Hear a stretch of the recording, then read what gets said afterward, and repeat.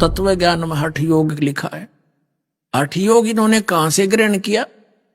जब ब्रह्मा जी कमल के फूल पर विराजमान थे तो इस काल भगवान ने, सरपुरुष ने आकाशवाणी कर दी कि तप करो तप करो।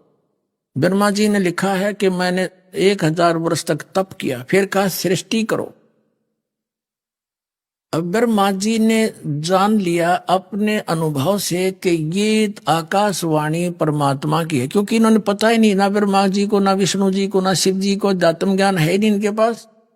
तो इन्होंने अपनी सोच से मान लिया कि आकाशवाणी परमात्मा ने की है। कबीर परमेश्वर जी कहते हैं, 3 देव को ये तीनों दावे, निरंजन का वो पार नहीं पावे। आज तक ये अपने पिता की खोज नहीं कर सके, वो नहीं मिला इन्हें। हमने जाना सतलोक में से बहुत दूर। तो उस आकाशवाणी को ब्रह्मा जी ने अपने वंशजों, ब्राह्मणों, ऋषियों को बताई कि मेरे को ऐसे ऐसे परमात्मा की आकाशवाणी हुई थी, मैंने तप किया।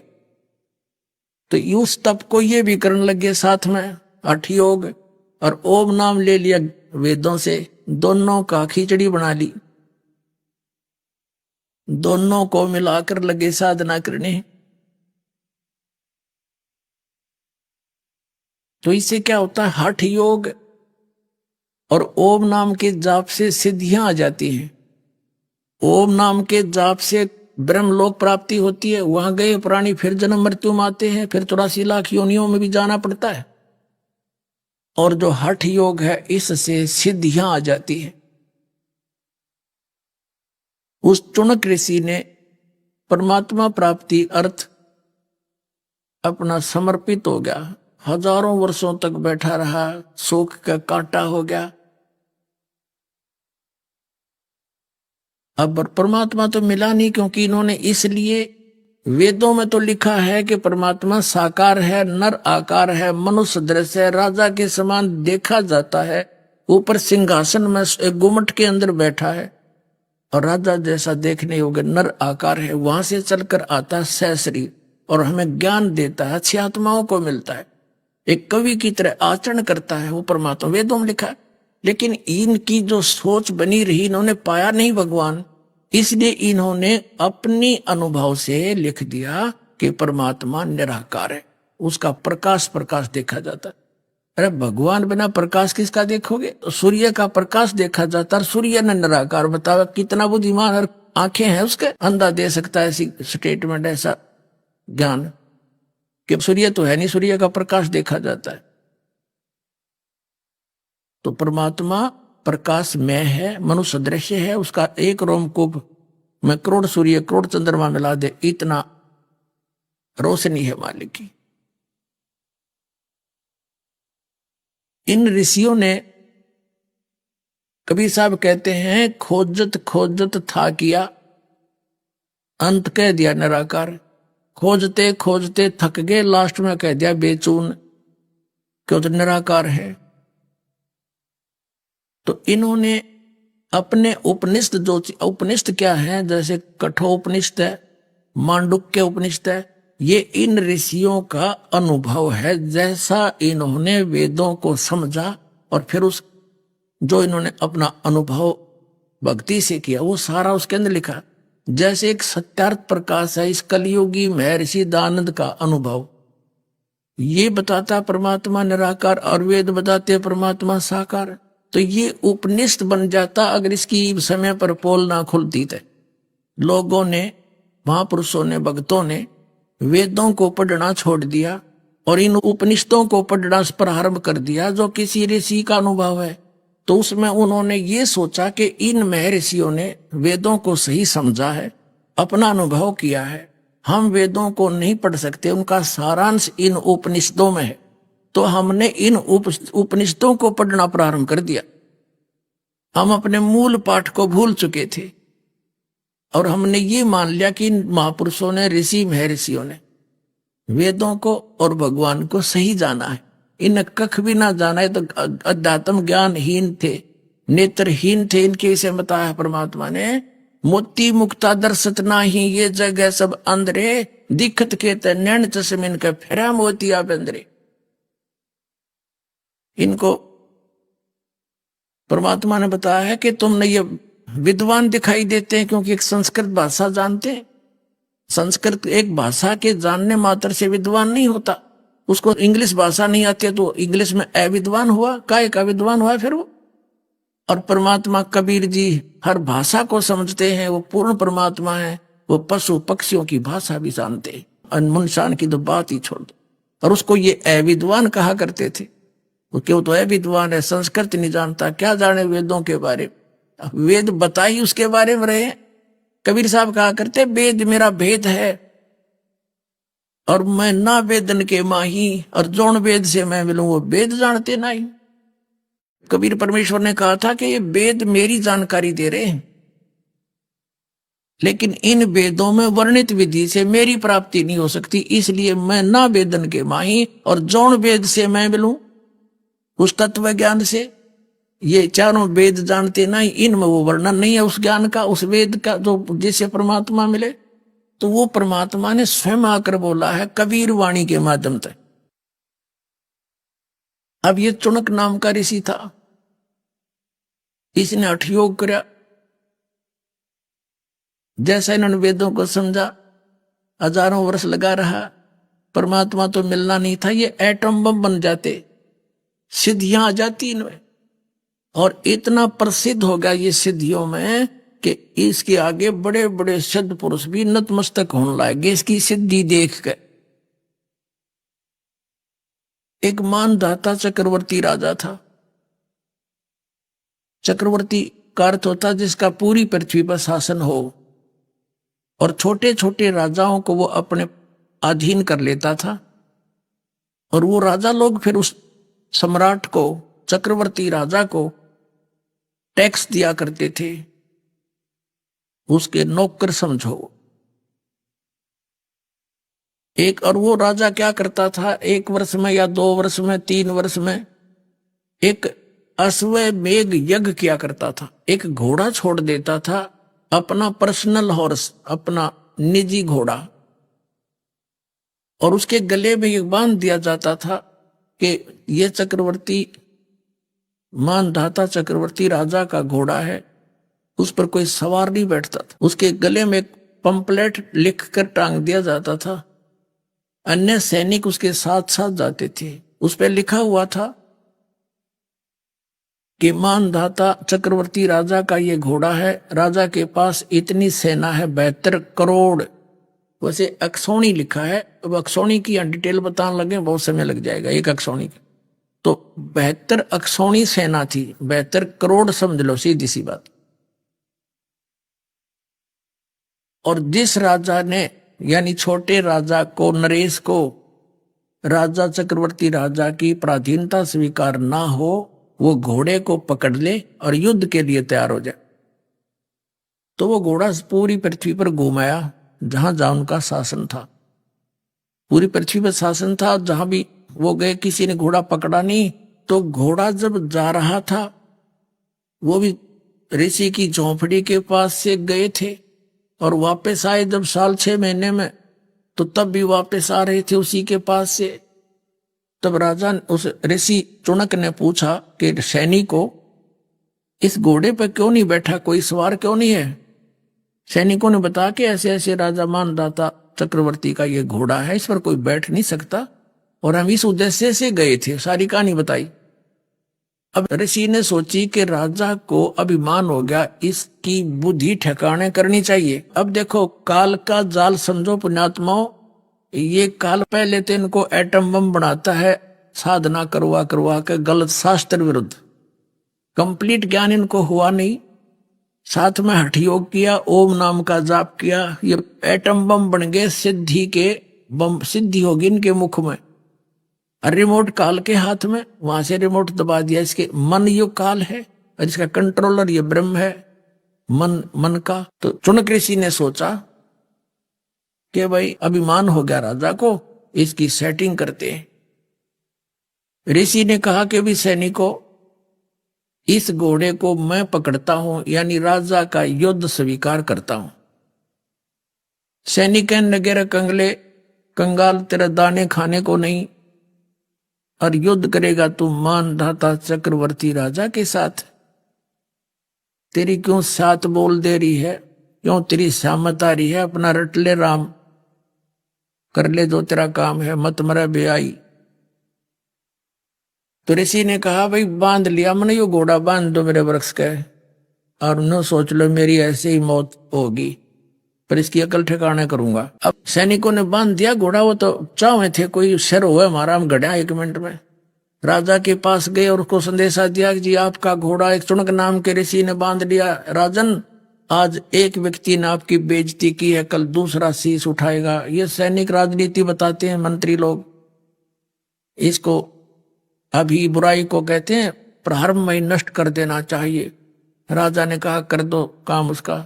तो 4 टुकड़ी बना ली 72 अक्षौणी सेना की, 18-18 करोड़ की समझ लो, 18-18 अक्षौणी की। उधर से उस ऋषि ने अपने जीवन के जो डले डोए थे, साधना करी थी, हठ योग किया था, तप किया था, उसकी बना ली 4 पुतली, 4 एटम बम, परमाणु बम, वचन से। वचन जैसा कोई शक्तिशाली परमाणु नहीं है। तो ऋषि ने एक पुतली छोड़ दी, एक परमाणु छोड़ दिया। उधर से राजा ने एक 18 करोड़ की सेना की टुकड़ी भेज दी। तो उस पुतली ने, उस परमाणु बम ने, ऋषि के वचन से छूटे हुए परमाणु बम, सिद्धि के बम ने 18 करोड़ सेना को कत्लेआम कर दिया, मार दी। राजा ने दूसरी टुकड़ी भेज दी, ऋषि ने दूसरी पुतली छोड़ दी, यानी 72 करोड़ सेना का नाश कर दिया सैनिकों का। किसने? उस एक काल के पुजारी ने, ब्रह्म के साधक ने। इसके विषय में परमात्मा कबीर जी ने कहा है 72 अक्षौणी खा गया वो चुणक ऋषि स्वर एक, ये दे धारे जोरा फिर ये सभी काल के बेखे। परमात्मा कहते तुम इनको ऋषि समझते थे, ये तो चलती फिरती मौत थी। मौत, जोरा माने मौत। ये सभी काल के भेख, यानी काल के पुजारी, ब्रह्म के पुजारी। क्या कहा, कितनी मार्मिक बात कही है परमेश्वर कबीर जी ने, यानी उन्हीं से प्राप्त ज्ञान आदरणीय गरीबदास साहिब जी की वाणी से है ये। 72 अक्षौणी खा गया, ओए खा गया यू चुणक ऋषिश्वर एक। ऋषिश्वर यानी ऋषि ईश, और ऋषिश्वर यानी ऋषियों में सर्वश्रेष्ठ ऋषि के ये लक्षण है इस काल के पुजारी के। 72 करोड़ सेना खा गया। बता के सिर में दर्द था इसके।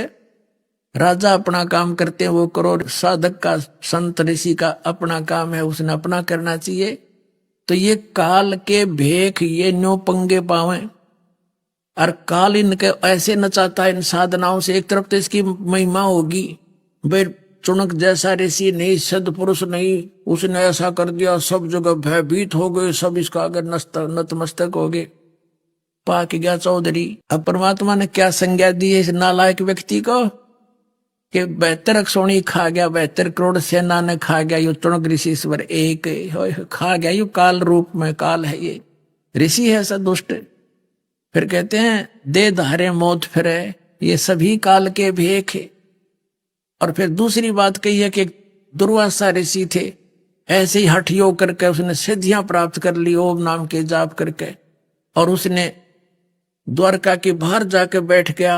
यादव ने उसके साथ मजाक कर दिया। और श्री कृष्ण का गुरु दुर्वासा जी अध्यात्म गुरु, संदीपनी उनका ज्ञान गुरु थे, अक्षर ज्ञान कराने वाले जैसे टीचर होते हैं। अध्यात्म गुरु उनके दुर्वासा जी थे। वो बैठ गया बनी में, गांव से बाहर छोटा जंगल होता था उसको बनी कहते थे, नगर से बाहर।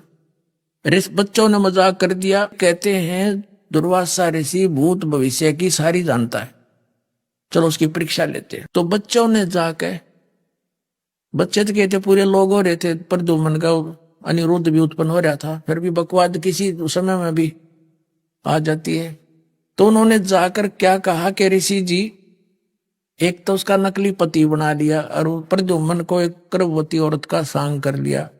आगे पेट पे कढ़ाई बांध ली छोटी सी, छौंक छांक लान की हुआ कर, ऊपर का कपड़े गुद्दड़ सा बांध दिया, नरम नरम हाथ लागे देख लिया था कदे सीधी कढ़ाई का ना लागे कपड़े का, उस लोहे की के ऊपर लोगड़ सी बांध के, यानी पूरा सांग बना के ले गए।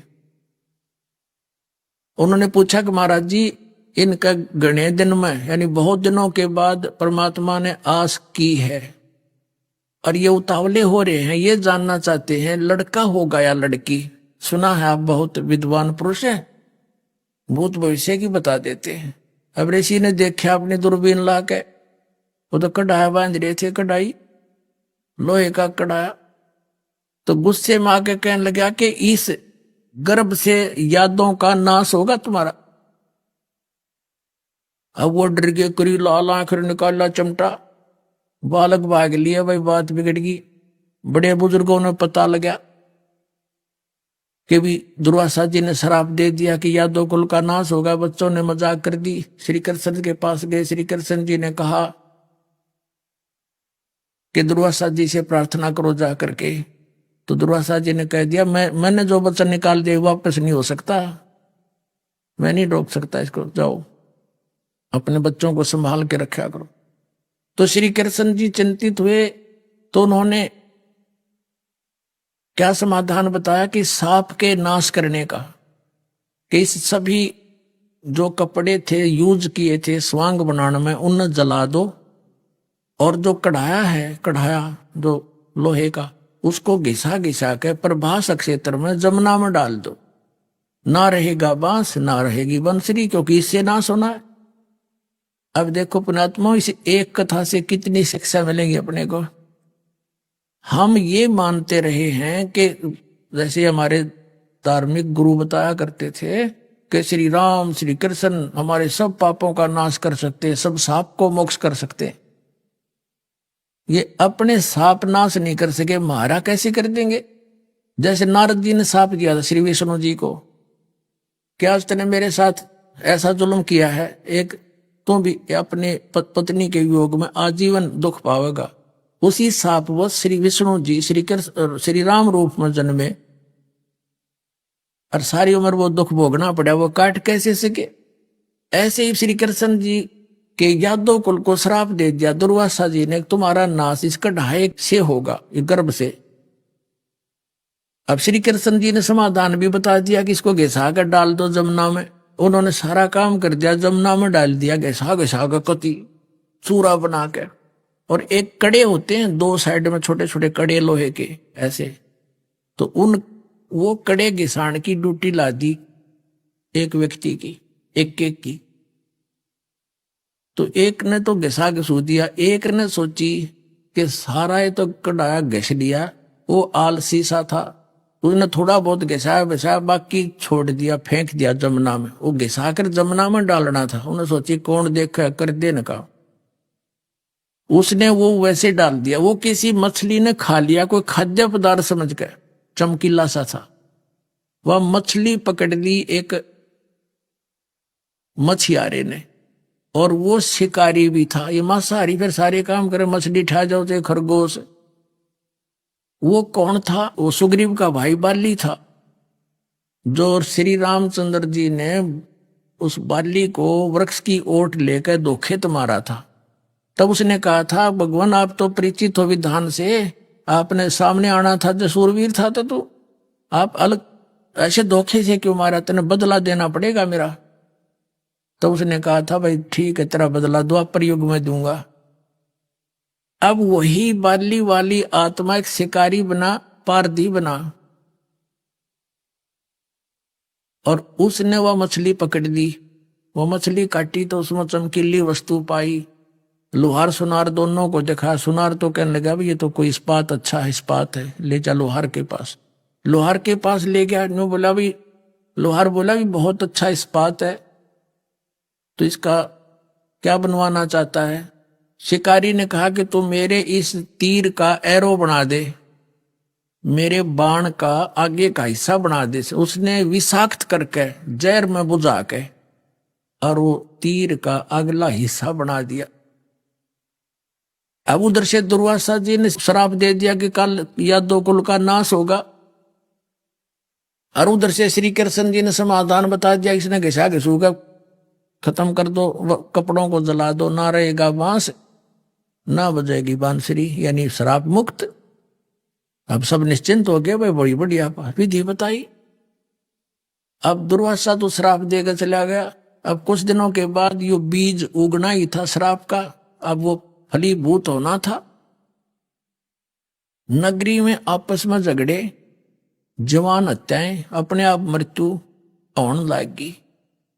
तो ऐसे उपद्रव जब होते थे तो उस नगर के लोग संत ऋषि गुरुओं के पास जाते थे। श्री कृष्ण जी यादव कुल का गुरु थे और पांडवों के भी गुरु थे। अब श्री कृष्ण के पास फिर गया, सारे मौजिज व्यक्ति इकट्ठे हो गए कि हे भगवान, नगरी में पता नहीं कौन सा पाप उदय हो गया, कोई किसी की बात सुनने को तैयार नहीं, शर्म लाज रही नहीं, जरा सी बात होती है कट लट्ठम लट्ठा हो मार डालते, हत्याएं होने लगी, ये क्या कारण है।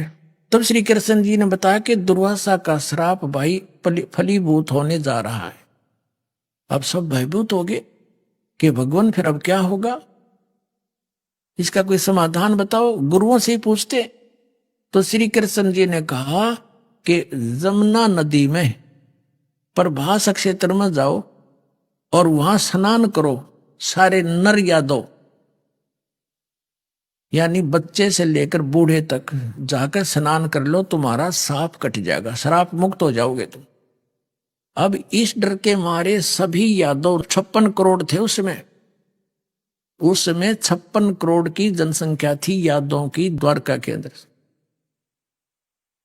तो उन्होंने सब अपने नवजात लड़कों को भी साथ ले गए, कहीं इन पर श्राप ना रह जा, और वहां पहुंच गए प्रभास क्षेत्र में जमुना के किनारे। उधर से क्या देखो, अध्यात्म मार्ग में पुण्यात्माओं हम ये सोचें ऐसा नहीं वैसा नहीं तो ये हमारी बालक बुद्धि होगी, इसमें कुछ भी हो सकता है। और इन नास्तिक लोगों ने भगवान से दूर कर दिया, ऐसा नहीं हो सकता ऐसा नहीं हो सकता, तो अध्यात्म मार्ग वो समझ नहीं सकता वो व्यक्ति। उधर से क्या हुआ कि वो जो कण लोहे के घिसा घिसा के कढ़ाई के डाले थे पानी में, उस किनारे पर पड़ गए और वो एक घास उग गया पठेरे जैसा, सरकंडे जैसा, और इतने तीखे पत्ते जैसे आपने कुसा देखी हो। हमारा तो खूब अनुभव है, दास का जन्म एक किसान परिवार में हुआ, तो वह इतनी तेज पत्ती होती, पतली पतली पत्ती होती है, उंगली का जरा सी लपेटा लग जा रहे से काट दे, वो आधी काट देती उंगली को, इतनी तेज पत्ते होते, घास होता है बिल्कुल। और वो उससे भी तेज पत्तों का घास उग गया। अब पहले तो वो स्नान करके आवे, सारे पहले जमुना में नहावे फिर बाहर निकल के आवे। आती उनकी दुश्मनी हो ही रही थी एक दूसरे से, और उसे तू क्या बोल रहा था मुझे उस दिन, तू क्या बोल रहा था, ऐसे गुट्टम गुट्टा। फिर वो घास निकाल ले और वो मारे एक दूसरे के, वो तलवार का काम करने लग गया, गर्दन लाते ही गर्दन कट जा, टुकड़े टुकड़े हो गए। 56 करोड़ यादव कटका मर गए। वहां पर गए थे साप नाश कराने, हो गया यादवों का नाश। श्री कृष्ण के उस समाधान से, श्री कृष्ण जी के द्वारा बताए गए उस विधान साप नाश की विधि के जमुना में स्नान कर लो, तुम्हारा पाप कट जाएगा। पाप तो कटा नहीं, यादव जरूर कट गए। अपने आत्माओं ये ज्ञान समझना पड़ेगा। हमने जिनको हम भगवान मान रहे थे वो अपने कुल को नहीं बचा सके, आपकी रक्षा कैसे कर देंगे। वो सापनाश नहीं कर सकते क्योंकि सुप्रीम पावर नहीं थे, वो कंप्लीट गॉड नहीं थे। और कंप्लीट गॉड यानी पूर्ण परमात्मा कबीर देव है, कबीर साहब है। ये हमारे सारे शराब भी नाश करेगा, साप भी नाश करेगा, और प्रारब्ध के अंदर आए हुए पाप भी नाश करेगा।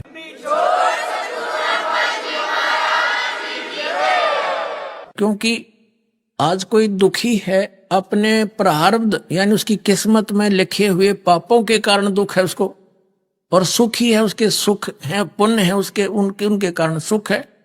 अब पुण्य से सुख, पाप से दुख हो गया, और उसका समाधान के लिए किसी संत ऋषि के पास जाते हैं। पहले तो जंतर मंत्र बताता जैसे श्री कृष्ण जी ने बता दिया, लेकिन उनसे कुछ होना जाना है ही नहीं। तो फिर वो लास्ट में कह देते ये तुम्हारे प्रारब्ध के कर्म थे तो भोगने ही पड़ेंगे। और फिर वो ये भी कहते हैं कि भक्ति कर लो, साधना करते रहो, जो हम बताते हैं भविष्य में ये दुख नहीं होंगे।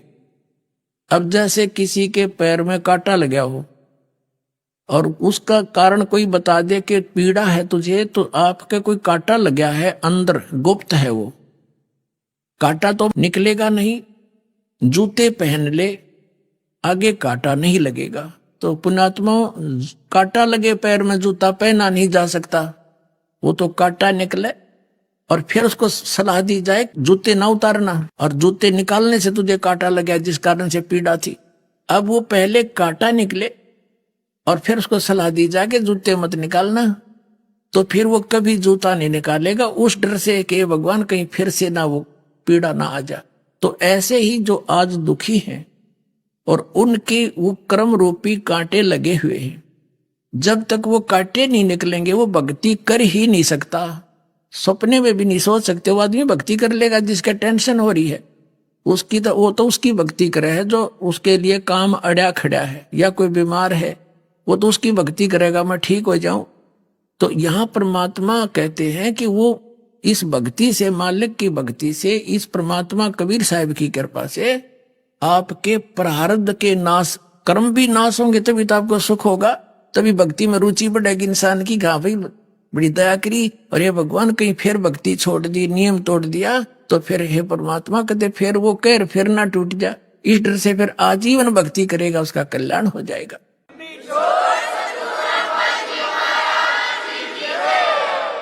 अब वो सारे के सारे यादव मर गए, कटका आपस में लड़ लड़ के कत्लेआम हो गया। 56 करोड़ यादव वहां रुद्र की कीच माचगी, यानी गारा बन गई, उनके इतना खून बह गया। अब कृष्ण जी निकले, फिर वहां से चले अपने घर से। विष्णु पुराण में लिखा है कि जो शेष बचे हुए थे यादव, जो मरे नहीं, क्योंकि लास्ट में कुछ तो बचेंगे जो उन और मार दिए, तो कुछ बचे हुए थे, अभी मरे नहीं थे, कंप्लीट नाश नहीं हुआ था। कहते हैं श्री कृष्ण ने वो पठेरा पाट दिया, सरकंडे उनके मूसल बन गए, मूसल वो उठाकर शेष बचे हुए यादों को उसने खुद मारा अपने हाथ से, और फिर वो जा लेटा एक वृक्ष के नीचे। अपने आत्मा विचार करो, वो वृक्ष के नीचे जा लेटा, उसके पैर, उनके पैर में एक पद्म था, चमकीली वस्तु थी, नेचुरल, कुदरती, क्योंकि ऊपर देवताओं के सभी के शरीर में जैसे तिल होते हैं ना ऐसे होते हैं, उसके पैर में था। और वही शिकारी जिसने उस कढ़ाई के बचे हुए कड़े का तीर बनवाया था, एरो बनवाया था विषाक्त, वो सारा दिन का भटक रहा था। शाम आफ्टरनून हो गया था, बाद दोपहर, कोई शिकार मिला नहीं। उसने वृक्ष की झुरमट ऐसी नीचे को टहनियां लटकी हुई थी, उसमें श्री कृष्ण विश्राम कर रहे थे, पैर पे पैर रख कर लेट के, ऐसे तलवार सामने दिखाई दे था। तो शिकारी ने सोचा कोई मर्ग बैठा है, उसकी आंख चमक रही है, अगर इधर से जाऊंगा यू भागना जा, सारा दिन हो गए शिकार मिला नहीं। उन पत्तों के अंदर से तीर ठोक दिया विषाक्त, और श्री कृष्ण के पैर में जा लग गया, जहर से बुझावा। श्री कृष्ण जी कर रहे चिल्लाए मर गया मर गया। तो उस व्यक्ति ने, शिकारी ने सोचा भाई कोई व्यक्ति का लाग गया तो बात बिगड़ गई। सामने आकर देखा तो मुकुटधारी राजा श्री कृष्ण लेटे हुए हैं, तड़फ रहे हैं। तब उसने कहा भगवान मेरे से धोखा हो गया, मैंने जानबूझ कर नहीं मारा। राजन, श्री कृष्ण जी ने कहा कि तेरा मेरा ये पिछला कोई लेन देन था, पिछला अकाउंट था, वो क्लियर कर दिया मैंने, कोई बात नहीं, तेरा कोई दोष नहीं। तब उस शिकारी ने पूछा जी कौन सा दोस्त, कौन सा लेन देन था, अकाउंट था? कि जब मैं रामचंद्र था और तू बाली था सुग्रीव का भाई, तो मैंने तुझे ऐसे धोखे से मारा था, आज तूने मुझे मारकर अपना बदला ले लिया भाई।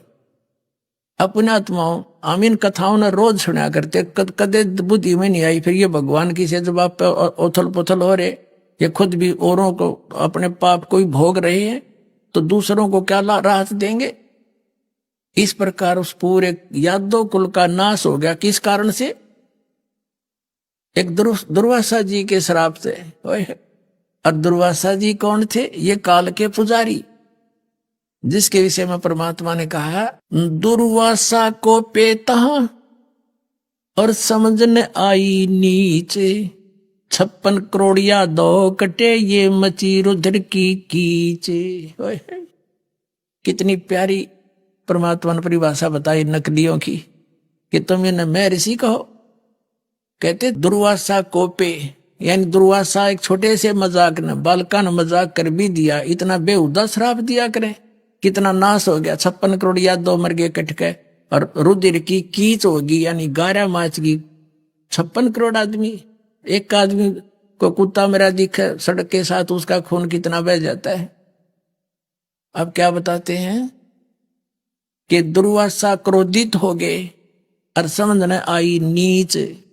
नीच कहा परमेश्वर कबीर जी ने, से जिनको हम मैं ऋषि मान्या करते, एक बच्चों के जरा से मजाक से इतना जालिम वचन निकालते हैं। तो ये सारे जीवन में कट्ठे ये अड़ंगा करते हैं, इनके अंदर गोबर भरा होता है और फेंकें क्या, ये यही फेंकेंगे हैं? तो श्राप दे दिया। कहते हैं दुर्वासा कोपे तहां, कोपे माने क्रोधित हुए, और समझने आई नीच, तू क्या कहने जा रहा है, क्या वचन निकालने जा रहा है। और 56 करोड़ यादव कटे या मची रुधिर की कीच। अब ये साधना जब करते हैं ना, लोग दिखावा करते हैं, को तो ऊंचे से स्थान पर बैठेंगे न दूर तो धूने धाने लाकर, और कुत्ती बोलना नहीं, इन्हों सोचा बड़ा महापुरुष है। कबीर साहब ने कहा, गरीबदास जी के को दिया ये ज्ञान, उन्होंने कहा है कि डंब करें, डूंगर चढ़े, ऊंचे स्थान पर बैठेंगे, अंतर झीनी झूल, और जग जाना ये बंदगी करें, ये बो सूल बबूल। जनता ने सोचा ये बड़े महर्षि और इतने वर्षों तक तपस्या कर रहे हैं। परमात्मा ने कहा ये तो किक्कर की सूल बो रहे हैं, बबूल की सूल काटे अपने जीवन में। वो कैसे बोते हैं? अब जैसे इस चुनक ऋषि ने और या दुर्वासा ऋषि, इनको दोनों को पैरेलल लेकर चलते हैं। अब जैसे इन्होंने जो ओम नाम का जाप किया, इन काल के पुजारियों ने, ब्रह्म के साधकों ने, और जो हठ योग करे, वो सिद्धियों से, तो हठ योग से तो सिद्धि आ गई, तो उन सिद्धि से इसने, चुनक ऋषि ने 72 करोड़ सेना का नाश कर दिया। अब चाहे तो व्यक्ति को तलवार से मार दे, प्राणी को चाहे लठ से मार दे, चाहे कोई गोली से मार दे, और चाहे वचन से, ये सारे अपराध हैं। और ऐसे ही दुर्वासा ने वचन से 56 करोड़ यादव मार दिए। ऐसे ही इसने वचन से अपनी सिद्धि बना करके ये 72 करोड़ सेना मार दी। ओम नाम का जाप ये पैरेलल जाप करते हैं। तो ये क्या बनेगा इनके साथ? पहले ये स्वर्ग में जाएंगे, इस ब्रह्मलोक में, वहां अपने ठाठ करेंगे, देवता बन जाएंगे, वहां अच्छी अच्छी पोस्ट प्राप्त कर लेंगे सारे, क्योंकि वहां सारी बकवाद है स्वर्ग में, नाचना गाना अप्सराएं, सारी शराब मदिरा, कुछ बकवाद करो। फिर ये अपने सारी ओम नाम की भक्ति कमाई को वहां नाश करके फिर पृथ्वी पाएंगे। फिर भी कुछ शेष बचा होगा तो राजा बना देगा। राजा के क्रम में फिर ये नरे क्रम फोड़े कि शिकार खेल ले, फिर आपस में लड़के मरे। अभिमान राजा में होता है, ना जाने किसी जीव को, जनता जनों को मरवा देते थे 20-20, 30-30 खड़े इकट्ठे करके, तो सारे कर्म बिगाड़ेगा। फिर क्या बनेगा? जब इसकी बैटरी कति डिस्चार्ज हो जाएगी, फिर ये कुत्ता बनेंगे ये, इनका खाज लगेगी, सिर में कीड़े पड़ेंगे, और जो जीव इन वचन से मारे थे वो अपना बदला लेंगे, इनके सिर ने खाया करेंगे, इनके मगज में कीड़े पड़ेंगे। तो ये परमात्मा ने बताया है गीता अध्याय नंबर 7 के श्लोक नंबर 18 में। गीता ज्ञानदाता इसलिए कहता है कि ये ज्ञानी आत्मा है तो उद्धार, पर ये मेरे वाली अनुत्तम यानी कति निकृष्ट घटिया साधना में ही लीन रहे। अब जो दास आज कंसेप्ट क्लियर करना चाहता था वो तो ईव स्टार्ट करूंगा। इससे पहले तो यह भूमिका बनी है।